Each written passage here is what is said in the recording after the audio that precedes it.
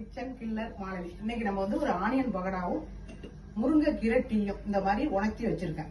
Onion, பெருஞ்சீரகம், அரிசி மாவு, கடல மாவு, பச்சை மிளகாய், கருவேப்பிலை, மட்டன் மசாலா, கொஞ்சம் தனி மிளகாய் தூள், உப்பு 1 ஸ்பூனு. உடனே பிசைஞ்சு வச்சுக்கணும். எல்லாத்தையும் அழுத்தி பிசைஞ்சாச்சு. இப்ப வெந்நீர் முருங்கை இலை டீக்கு கொஞ்சோண்டு இஞ்சி தட்டி போட்டுக்கணும்.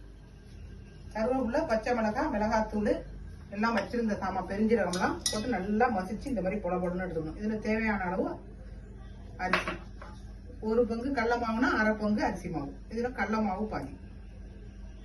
இதை நல்லா கொஞ்சமா தண்ணி தெளிச்சு உதுத்து போட்டுருவோம்.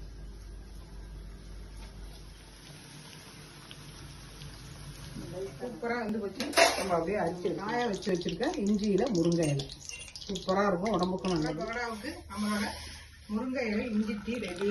பகடாவும் முருங்கை இலை இஞ்சி டீ சூப்பரா இருக்கு. நல்லா மழை பெஞ்சிருக்கு.